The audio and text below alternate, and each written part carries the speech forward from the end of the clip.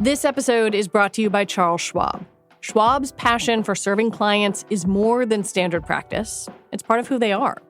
With transparent pricing, 24/7 live support, and a satisfaction guarantee, the people at Schwab go the extra mile to help you on your investing journey.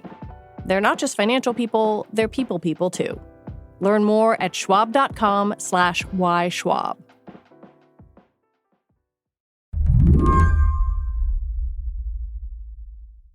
Not too long ago, I got on the line with a woman I'd gone to college with. Her name's Danielle. I'm Danielle Lefebvre. I am a small animal veterinarian in the Vermont, New Hampshire area as of July when we moved up here from Washington, D.C. And I'm a fellow Williams alum. Go Eves. And we're Instagram friends. Yeah. Please forgive my scratchy voice in this interview, by the way. I had a cold. What happened to you on Instagram? How did it start?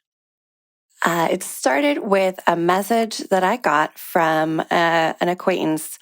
When we were in Washington, D.C., we were really big into soccer and following D.C. United and the women's team. And I got a message from a soccer friend that said something to the effect of, "Hey, I'm starting a clothing line. Would you be interested?" This friend was someone whose work overlapped with soccer, and it didn't seem that unlikely that this was something he would do. I mentioned it to my husband and he said, "Oh, well, yeah, good for him. Cool." And it didn't raise any red flags. It should have, but we had just been traveling. I was tired. I've got a toddler. And I was like, "Yeah, sure. Put me on the list for, whenever you launch your new platform." And clicked a link. And that's how it started. As you can probably guess, that friend was not starting a clothing business. He had been hacked. And Danielle quickly realized she had been too. Danielle got an email from Meta telling her that the email account associated with her Instagram had been changed. But by then, it was too late. So I clicked on it, and it just took me to general Instagram help center. There was nowhere for me to say, "Hey, no, I am not authorizing this. That is not something that I requested."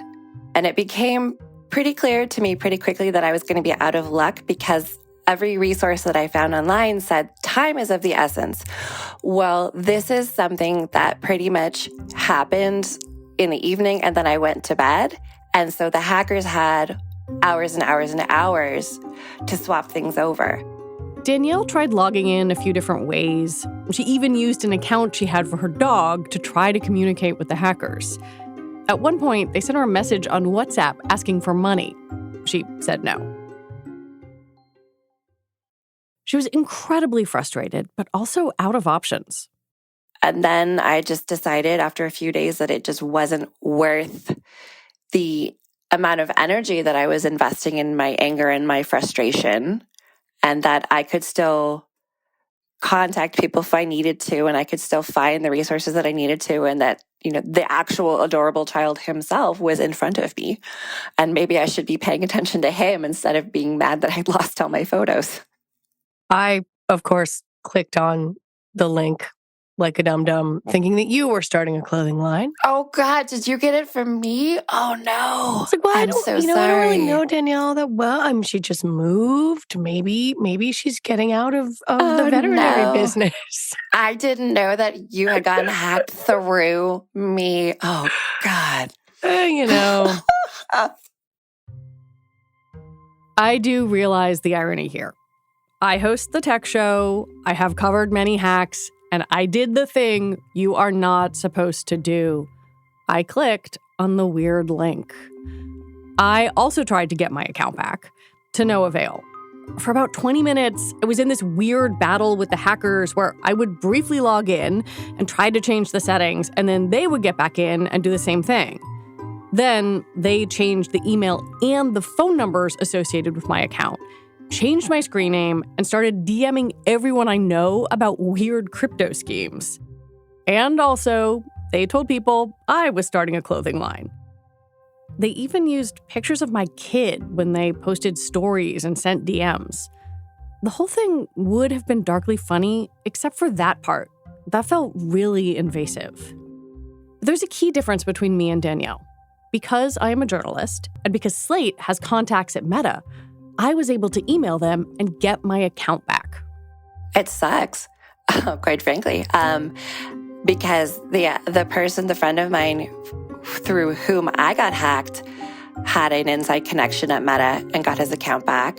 My cousin got hacked, and she used to work on Capitol Hill, so she pulled a political string somehow and got her account back. So everyone's gotten their account back but me. I think it sucks. I think Meta doesn't care. I can't use the language I'd like to use. The identity verification that I submitted a month ago was supposed to get processed in 72 hours. I've heard nothing. I wasn't expecting to hear back because everyone on the internet says, oh yeah, no, don't bother. You're going to be stuck in purgatory forever. I think Meta just doesn't care. They're going to make money. And those of us who don't have a connection don't matter. So today on the show, if you lose your account on Facebook or Instagram, why is it so damn hard to get it back? I'm Lizzie O'Leary, and you're listening to What Next TBD, a show about technology, power, and how the future will be determined. Stick around. Go to TurboTax and don't do your taxes. Meet with an expert who'll do them for you. TurboTax experts can relieve you from the stress of taxes and file for you so you can do not taxes. Show your eyes things that are not taxes. Unpack a moving box of not taxes. Taste not taxes. Sing not taxes a lullaby. Hope not taxes sleeps through the night. Grab a saddle and ride not taxes into the sunset. With TurboTax, an expert will do your taxes from start to finish, ensuring your taxes are done right, guaranteed, so you can relax. Feels good to be done with your taxes, doesn't it? Come to TurboTax and don't do your taxes. Visit TurboTax.com to learn more. Intuit TurboTax. Full service products only. Video meeting while expert does your taxes required. See guarantee details at TurboTax.com/guarantees.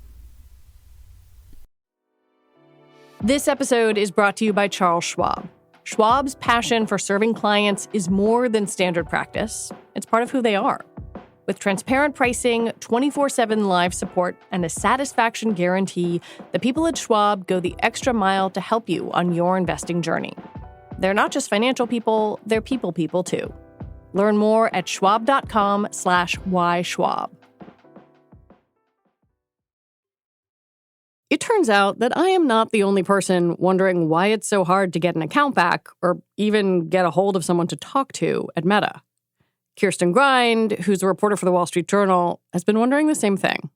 Well, it started more than a year ago. I wrote a story for the Journal about Facebook's very confusing content moderation policies and how it was very hard for a user to figure out what you're allowed to say, what's going to get you dinged, what's going to get you in the so-called Facebook jail. And after that story came out, I got the most voluminous amount of reader email I've ever gotten. And much of it was users saying they were having trouble with their accounts and they couldn't reach anyone at Meta, couldn't get their Instagram or Facebook accounts back.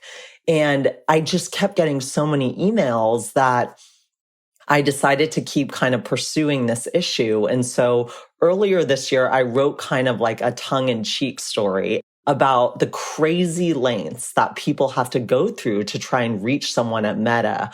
And then after that story, I, of course, got more reader email. And suddenly it sounded like maybe there were internal Meta employees in on this issue. And so I've just kind of kept following these threads because, listen, I'm a user myself, and I want to know what would happen if something happened with my account. Facebook has almost 3 billion active users. Instagram, roughly 2 billion. And all of those users like, love, or maybe even depend on their accounts. Kirstin says that if you lose access to your account, your options are not so great. There's really not much you can do. So you would think there would be a customer service email or a phone line or, like, at the very least, a chat bot. There's actually nothing. Facebook does provide some guidance online for forms that you're supposed to fill out to get your account back. Now, I don't have any numbers backing this up, but anecdotally, I've heard that that often doesn't solve the issue. And they just have not built out, up until this point, any customer service function at all. In the last year, they've been saying they are going to start doing that. But listen, like, they don't have it now. Yeah, when I got hacked, I got a notification from Instagram basically saying, like, the email associated with your account has been changed. If you did not do this, let us know. But then I ended up in sort of like an endless loop of trying to change it, and the hackers would just change it right back.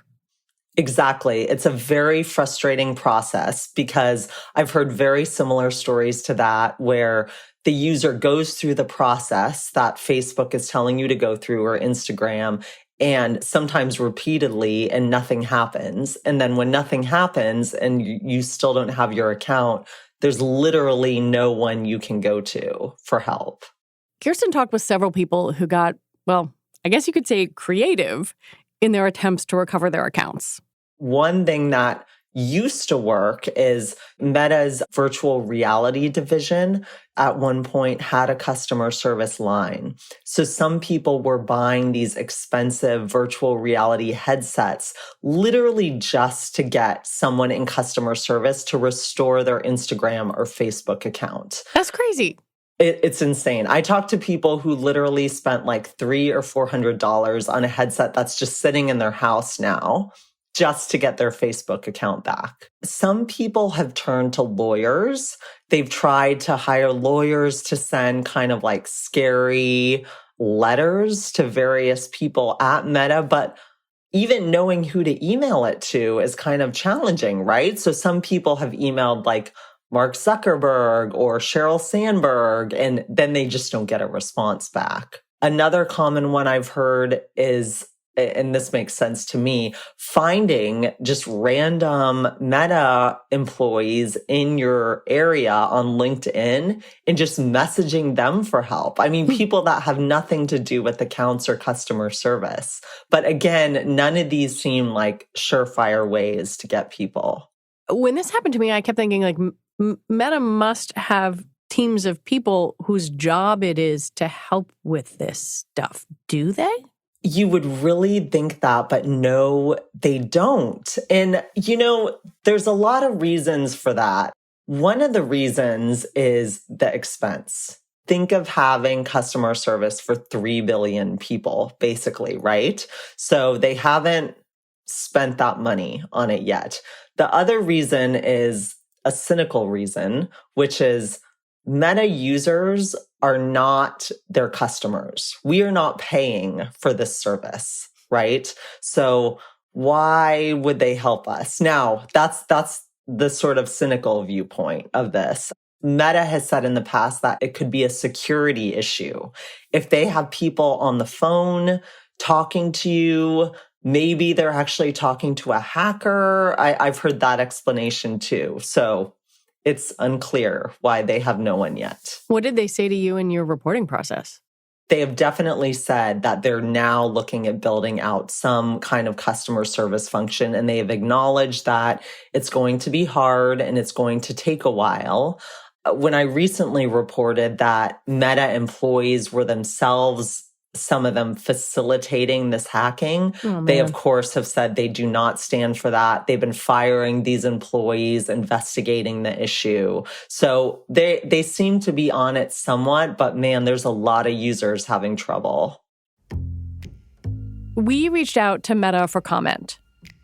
A company spokesperson told us that in 2021, Meta formed a team to improve customer support and started building a customer support platform.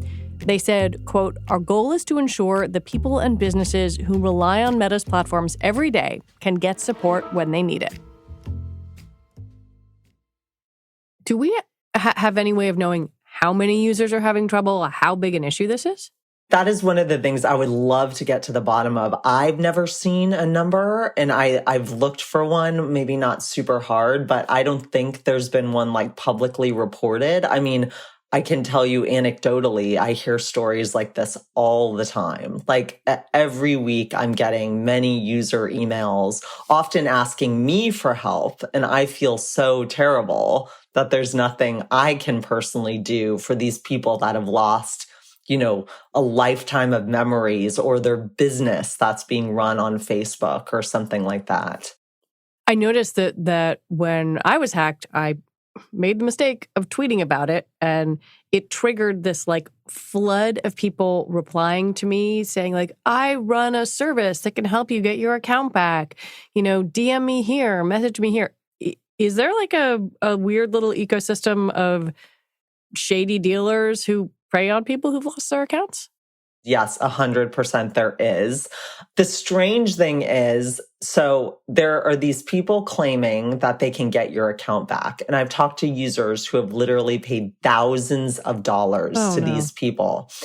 However, sometimes it seems to work, right?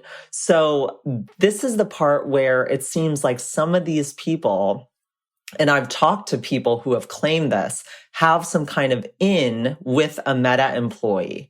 So there legitimately does seem to be some people who have some kind of connection to help you get your account back. But then there's definitely a lot of others that are just taking your money and months go by and nothing happens to your account. When we come back, there is an internal Meta system that can help, sort of, but it's kind of a big mess.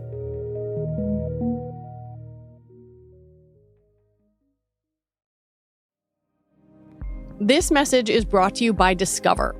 Did you know you could reduce the number of unwanted calls and emails with online privacy protection, the latest innovation from Discover? Discover will help regularly remove your personal info, like your name and address, from 10 popular people search websites that could sell your data. And they'll do it for free. Activate in the Discover app. See terms and learn more at discover.com/online privacy protection.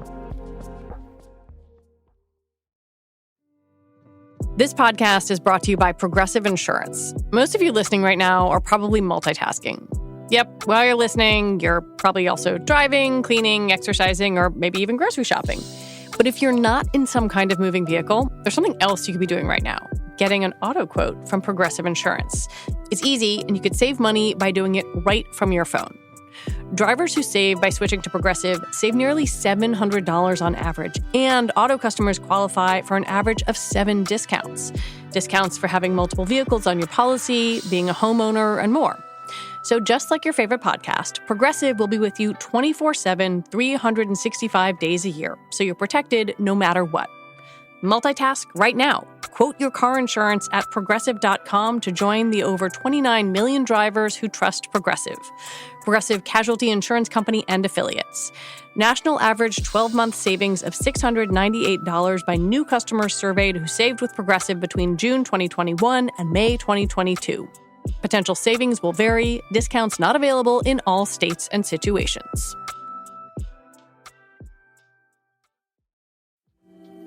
It's time to reboot your credit card with Apple Card. Apple Card gives you unlimited cash back every day on every purchase. It's real cash you can spend right away. No need to wait and wait for rewards. Apply now in the Wallet app on iPhone to see your credit limit offer with no impact to your credit score. Subject to credit approval. Daily cash is available via an Apple Cash card or as a statement credit. See Apple Card customer agreement for terms and conditions. Apple Cash card is issued by Green Dot Bank, member FDIC. Accepting an Apple Card after your application is approved will result in a hard inquiry, which may impact your credit score. There is, it turns out, an internal channel at Meta that can help people get their accounts back. It's known as Oops. And what that is it's a way for Meta employees and contractors to not only help get their accounts back, but friends and family. And it's supposed to be for people you know, right? Or like business partners or someone on Mark Zuckerberg's team or something like that. But it's just, so many people are having trouble with their accounts that the number of so-called tasks happening in this Oops channel has just risen over the years dramatically. I mean, the very existence of a channel like that both makes total sense and is like a wildly inequitable system. Like, oh, you have to know someone whose cousin works at Facebook in order to get your name in front of a human. Exactly. The problem, too, is it wasn't initially founded that way, right? Because these problems with the hacking and all of this, again, I don't have any numbers. This is purely anecdotal, but they seem to have been rising or they seem to be more prevalent in recent years, to me at least.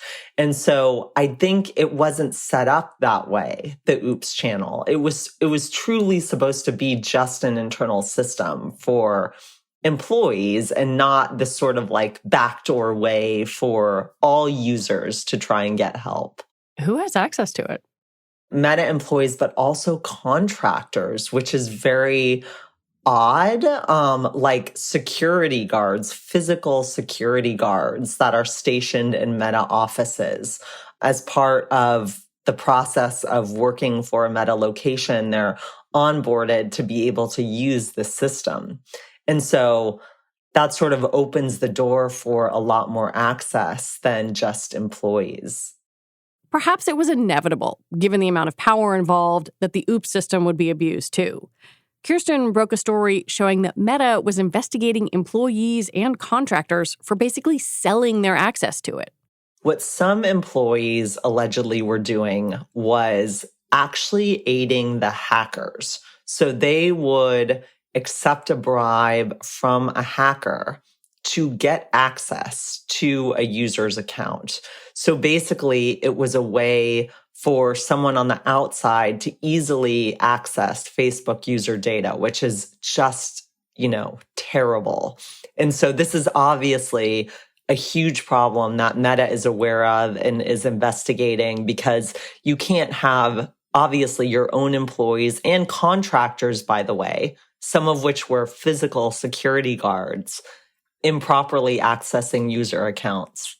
Do we know how many people had access to the Oops channel? Most employees and a lot of contractors, so thousands and thousands of people, have access to file an Oops claim through that channel. What we reported in our most recent story was that Facebook was investigating more than 24 employees and contractors for improperly accessing those accounts. That's kind of a lot. Yeah. And, they have lawyers on it. They've been sending these really scary lawyer letters to current and former employees and other intermediaries who are sort of facilitating this access of accounts. So they're definitely aware of it. I think it's possible that someone could listen to this and say, like, get over yourself. It's just your Instagram account. It's just Facebook. This is not real life. And I wonder what people who you've talked to who have lost their accounts would say to that. When I first started thinking about this issue, I was kind of like, okay, I guess I would be bummed if I lost my Instagram, but the photos are on my phone. No, I mean, first of all, there's the category of people that have literally built small businesses around Instagram and Facebook, and their pages are set up to advertise themselves to the world. And they've spent years building up followers and all of this. And to have that destroyed by sort of one fail, confusing swoop is just, terrible. And then I personally am most affected by the people who have their life's memories on Facebook and haven't thought to save photos. These are often older people. I heard from someone whose parent had died and their whole memories were on Facebook and they could no longer access that account and they couldn't get anyone to help them. And so it's these people I feel really the worst for.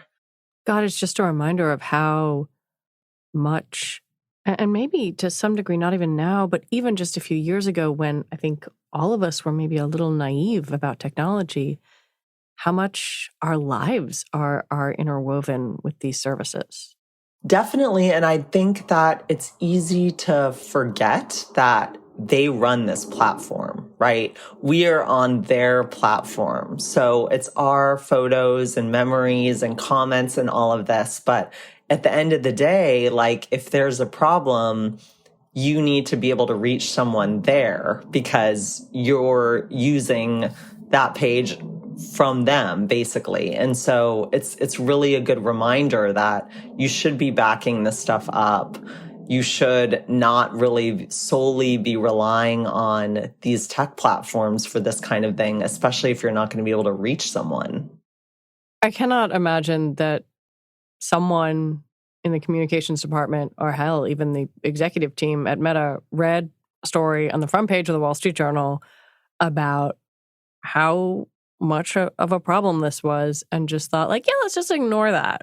Like, are they making changes to address this? This has been an issue they've been like following for about a year now. They've been doing this big internal investigation specifically into the issue of employees accessing improperly user accounts.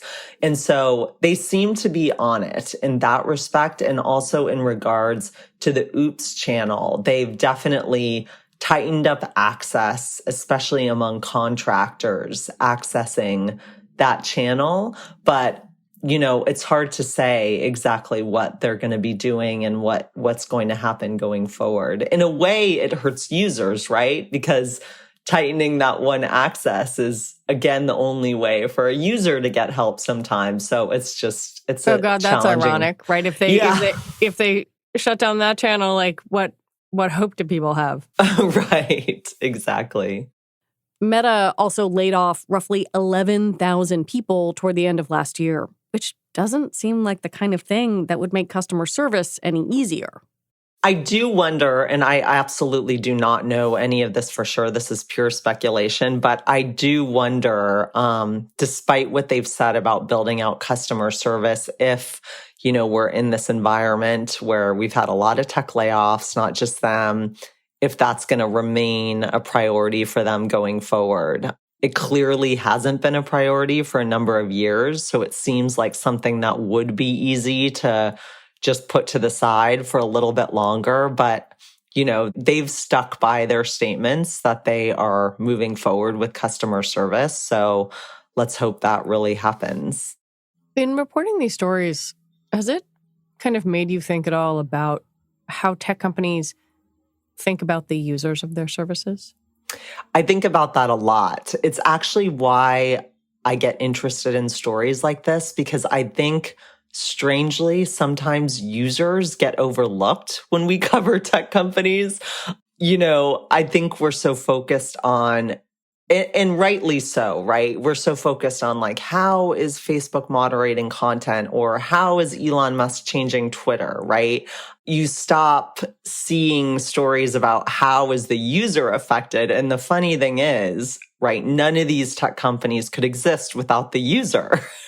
So I just think it's kind of an underlooked area sometimes, especially for the media.